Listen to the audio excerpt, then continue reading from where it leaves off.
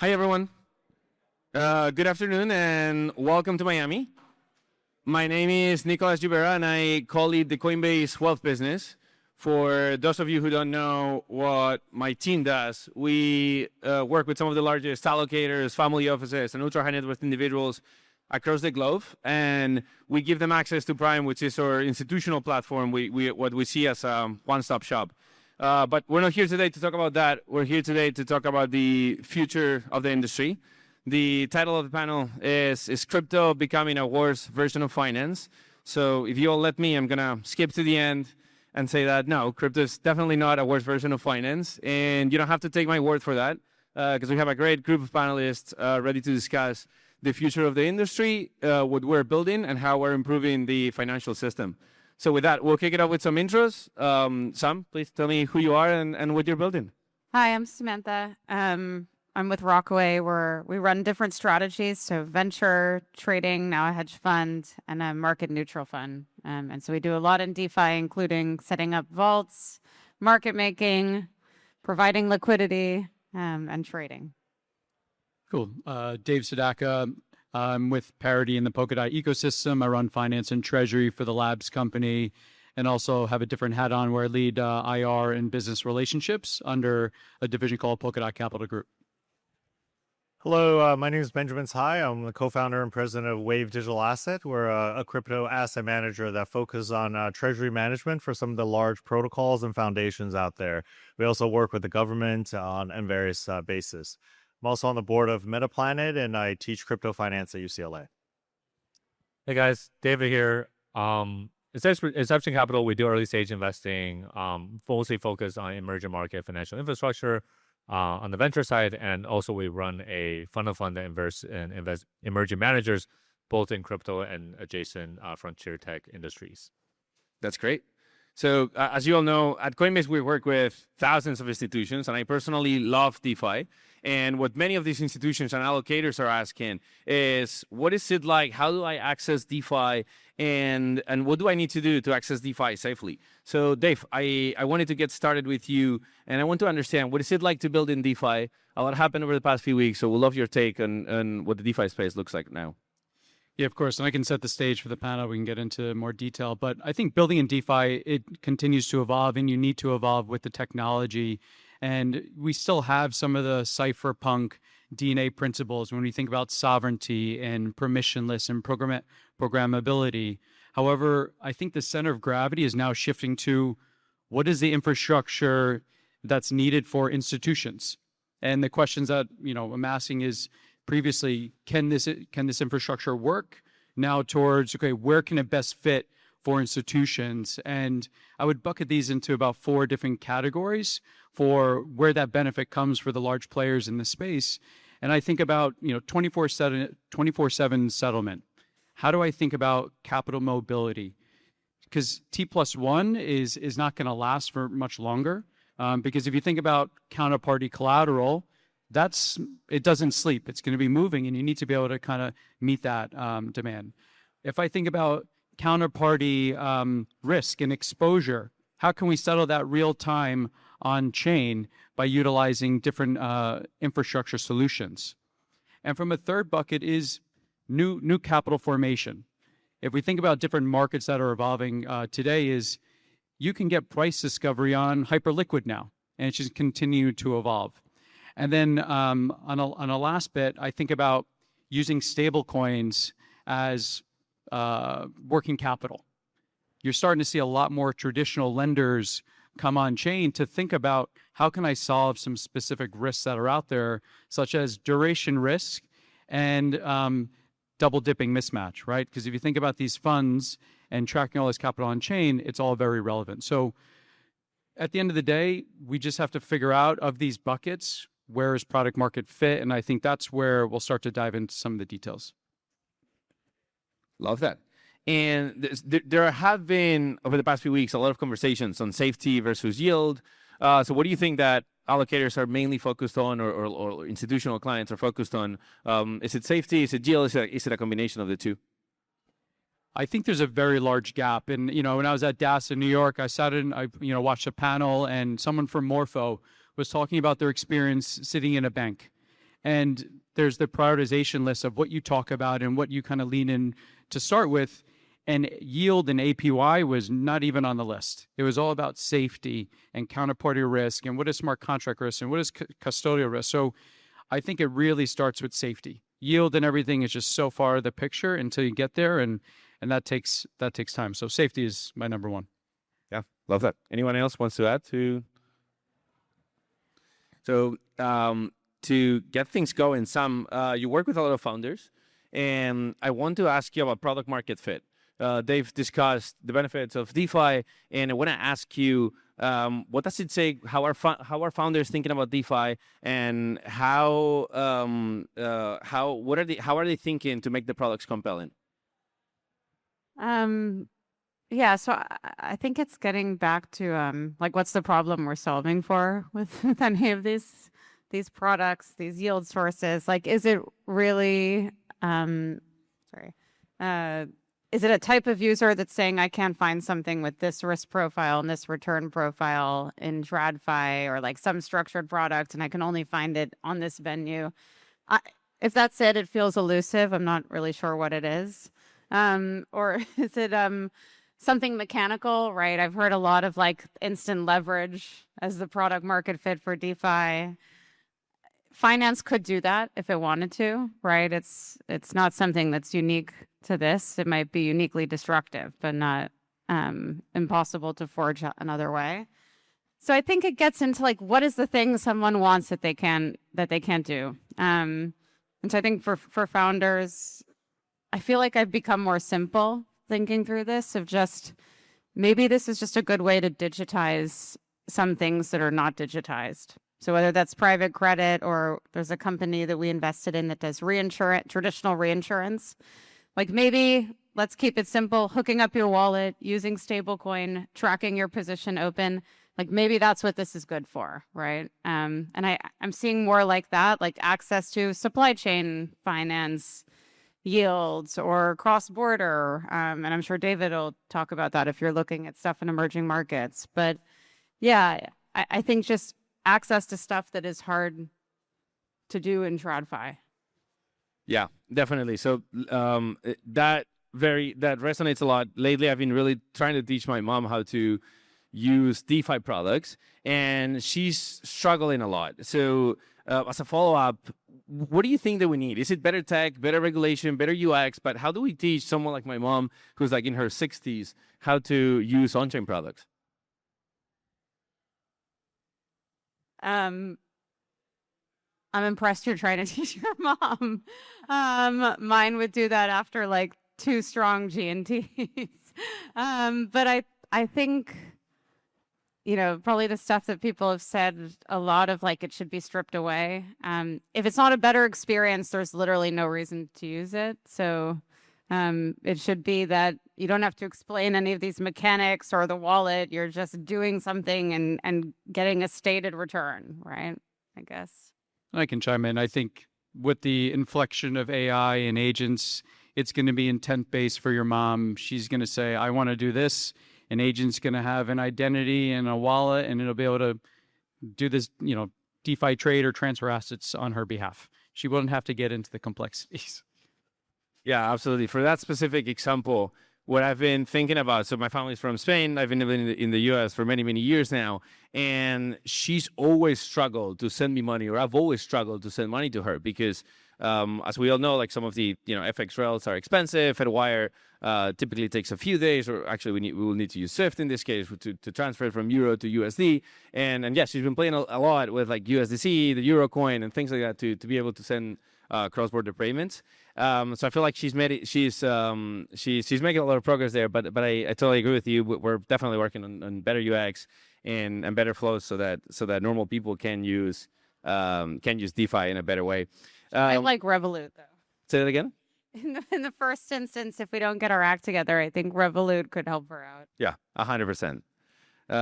Totally. So we've been talking a little bit about DeFi and public blockchains. Ben, you part of your business is to manage treasuries for big protocols, but you also work with government agencies. I would love to kick off a conversation about private blockchains, and I would love to get a better understanding of what adoption looks like and how are they, how are we using private blockchains versus public blockchains. Yeah, I think this is an interesting topic. We're now seeing a proliferation of different types of blockchain, and I think it's hard to just call something a public blockchain versus a private blockchain. And I think the generic definition really comes around, kind of the permissioning and the access of it. But it really is a spectrum because there's certain functions that are locked down and certain functions that are not locked down, and all blockchains have a certain level of that, and it's really a spectrum of differences. I think there are certain blockchains. Dave and I were talking about this before we come in. You have likes of Polkadot and all of the major L1s out there, like Ethereum and so forth. They're really designed to be an open platform. Anybody can go and build and so forth. There's not a lot of kind of gatekeepers or gatekeeping involved. Where you have kind of on the other extreme of kind of some of the major blockchains like Canton, which has a lot more kind of restrictions, a lot more control over it. But that is deemed necessary because the traditional finance world wants that. So a lot of the traditional finance people are very comfortable with the extra level of gatekeeping that's there. And I'm saying it objectively, there's really no right or wrong to that. And then you kind of take that to an extreme. I was spending some time in Japan speaking with some of the new RWA platforms that some of the Japanese securities firms are rolling out, and they built their own private blockchain, right? This goes back to the kind of the R3 Corda days or even even more restricted blockchains, and they're having difficulty because it's a private blockchain and the major firm runs it. It's Nomura at this point. Nomura ran the blockchain and none of their partners want to pay gas fees because they don't know what that is. So in the end, Nomura is just running a chain on their own. They run all the validators and they couldn't pass the costs on. It's a complete private blockchain. And at that point, it's like, why don't you just have a database? Kind of a discussion. So yeah.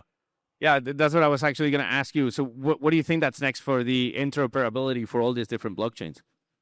I think this goes back to, the amount of partnership that you can get. I mean, I respect Canton a lot from the fact that they're able to get a lot of the traditional financial people on board and comfortable with the idea. And I think they will probably end up being let's call it a Web 2.5 solution that delivers most of the benefits of crypto without actually being a full 3.0 permissionless, compliant, open world where I'm not sure if the regulators are ready for anyway. So yeah, definitely. And something that we were just discussing before the panel, something I've been thinking a lot about is, do you think that some of the institutions that are using these private blockchains, they will be using private blockchains just temporarily, and then they will move onto public blockchains? Or you think they will stick with the private blockchain?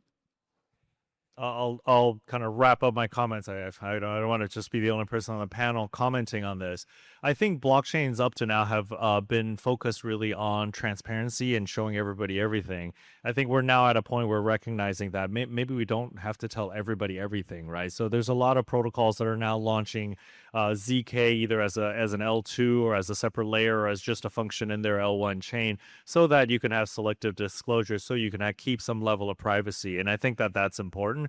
With that, I think you will end up at a 2.5, 2.75 solution, right? So it's really more CeFi than DeFi in the purest sense. I mean, even Aave has Aave Horizon now where it's a permission setup. So yeah. But I think just touching on that, depending on what blockchains they operate on, just one private blockchain or public-private, you want to think about diversifying your risks too. If you have tens of millions of transactions all just on one blockchain, one infrastructure, one uptime to worry about, I think that brings a lot of risk that if you have a risk committee in traditional firm, that's going to be a red flag. So how do you think about getting a few blockchains that you feel that are reliable from an infrastructure and security standpoint, and you're diversifying? Yeah, can you double click on risk for a moment? What kind of risk are you thinking about? I think everything from looking at chains, if I talk about Polkadot, for example, Polkadot is natively interoperable. So you can run multiple L1s on Polkadot and you don't need these bridges. You don't have the risk of hacks and the multi-sigs and everything. But everything from custodial risks to smart contract risks, all these things come into play. But I think the biggest one that we've seen lately is this bridging risk, right? The interoperability from going to maybe from a Solana to a Polkadot to another, whereas maybe you find the blockchain that is natively interoperable, and you could run a few of your different strategies, or if you have multiple countries in the ecosystem. Yeah, and speaking about countries and shifting gears a little bit, we're in Miami, very, very international city. And David, I wanted to ask you, how is blockchain, you work a lot in emerging markets, and I want to ask you, how is the blockchain impacting emerging markets, specifically LATAM and APAC? Yeah, so I mean, getting back to the topic of the session is like, is crypto a worse version of TradFi? And like, frankly speaking, for a lot of the emerging markets, especially in the depth of in LATAM or Southeast Asia, like they don't really have TradFi as we know it here in the US, right? Like a lot of them are just learning finance for the first time, and a lot of them don't really have much financial literacy, if at all. So a lot of it is kind of like the beginning of internet, right? The internet was really hard for people to get access to, and in fact, getting the internet access set up in your house or like with the dial-ups, right? And that was also very difficult in the process itself. But at the end of the day, once you got that set up, it's a much better sort of solution for your day-to-days than what you had originally. So I think when we think about everyone that's kind of experiencing the lack of banking, or a lot of people are just simply underserved because like, the JP Morgans of the world cannot cover all the regions in the world. And a lot of that needs to be in some fact, learning more about sort of the financial markets and being able to sort of self-custody and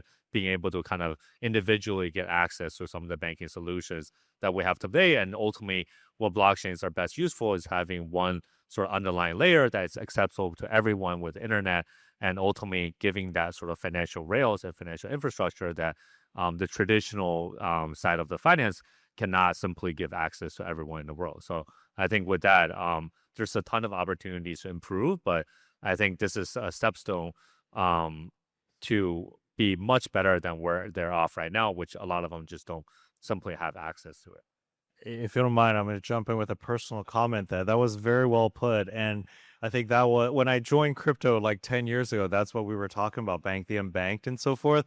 I finally feel like we're starting to get to that point after a decade. So, yeah. Yeah, absolutely. And I feel that personally as well. I have a lot of friends in Argentina, and that's one of the countries where we're seeing a lot of on-chain traction, given all the inflation that we've seen in the country and in some other Latin countries as well. So with that, I wanted to follow up and ask you about any specific countries that you're excited about, where you think that blockchain is going to have a big impact for you, David. Yeah, so I think I came from a world where, like, when I was growing up, as a kid, my mom came to the U.S. for a PhD, and we literally had to physically send her cash to support her studies in the U.S. And she didn't really even have banking in the U.S. as an immigrant in the coming here in the 90s. But obviously, a lot of that has been solved now. But still, for many countries thereof, like, they don't really have access to really good international remittances, right? Especially for countries like Philippines, where a lot of their people, they work overseas, but like it's really hard for them to get money back. Countries like Turkey and Argentina that have kind of unstable sort of currency within sort of their jurisdiction, that they don't even have access to the dollar, right? So I think that is also areas where there's ripe for a stablecoin adoption. There's many other countries within emerging markets that are simply just building on way better financial rails, where like, China just 10 years ago kind of leapfrogged like the credit card sort of payment function and went straight to mobile payments. And we're seeing some of the jurisdictions within Africa where they don't really have credit cards, they don't really have debit cards, they don't really have banking rails. They're using crypto as their first form of financial access, and like they're leapfrogging everything, right? So I think each jurisdiction is very different, but I think we just come to a notion where like, there needs to be better financial infrastructure to be given access to for all of the emerging markets, and blockchain is simply the most efficient and best way to get that done. And we're finally seeing some of that adoption. Yeah, absolutely. And a couple of final questions that we have 5 more minutes. We spoke a lot about the convergence between the traditional finance system and DeFi. And I wanted to ask each one of you in like 30 seconds each, what are you excited about for that convergence over the next few years? The convergence between TradFi and the DeFi world. Okay, yeah, I think for me, it's like, I'm a fund manager myself. I think for most of like the fund managers and billionaires out there, sorry, I'm not saying I'm a billionaire. like, I have so many different accounts across so many different banks. I have so many assets across so many different wallets, right? Like, I don't want to have to be managing that myself, right? I think in the future, just I think Dave mentioned, like, agents are going to be the ones that are going to be managing all of our assets, are going to be doing the portfolio rebalancing, are going to be getting alpha for us or getting yield for us in times where, we might not see it ourselves. So I think it's going to be a much better way for us to invest. Even myself as a fund manager, I have so many resources across, our team, but like for the average person, right? How are they able to really compound their money? How are they able to save their money better and be able to really build that sort of generational wealth, down sort of through their families? So I think that's something that is going to be much more automated going forward. Great. I'll jump in just kind of sequentially here. I'm really excited about what crypto can do for finance, really from a Rails perspective. I think, there's kind of a bit of philosophical and thought experiment around what if you just took all the engineers, teach them all about finance, but don't tell them about the regulations, just have them build a system. And the answer is probably going to end up being something like Hyperliquid, and that's basically what has been done. And then the question comes down to, well, now do we put the regulations back in? Do we reconsider whether the regulations should or should not be there, and what is the meaning of that? So it's an interesting discussion that I think we're about to find out. I think it's something that we are looking at as a kind of a global population. And obviously the regulations are very localized, but crypto is very global. So kind of that intersection is very interesting. And, so I'm looking forward to seeing how that all plays out. I think partly on the regulatory front as well. Obviously, we've got some good news from the Clarity Act, right? We're finding a middle ground on how we utilize stablecoins and yields. Obviously, you're not going to be able to get yield just sitting in USDC, sitting in an account, but you can put it to work, right? So how do we get creative? How do we create opportunities for holders of the underlying token, but also just the UX UI, right? I think we've talked about AI and agents. I think the ability to kind of use this level of infrastructure with the cross section with crypto will just make life a lot easier, and Nicolas's mother will officially be able to be trading on DeFi. Maybe piggyback on yours. I think it's forcing, like, the innovation in this space is forcing some interesting like almost philosophical or why questions about how finance is governed. So one I have been thinking is like with prediction markets, it makes us wonder, I don't know, do you need insider trading laws, right? Or are they duplicative? If you're a fiduciary, you're already abiding by that. So, like, again, what are we solving for with this? What are we really trying to do? And I think there's a lot of those similar prompts that this experimental stuff puts forward. And some of it should actually result in some smart regulatory developments that also constrain bad actors. So not just like eradicating them, but implementing new ones that take care of people better and advance smart innovation and dissuade adverse types. I think I currently teach at the School of Finance and also School of Economics. I think I need to talk to them about teaching at the School of Philosophy on all this stuff. Yeah. You can do a philosophy of finance course, and then maybe a theology meets finance course. It'd be interesting, yes. Yeah. Thank you very much. I'll send over Thank this you. conversation actually to my mom to see if she actually gets encouraged to use DeFi. And thank you very much to everyone.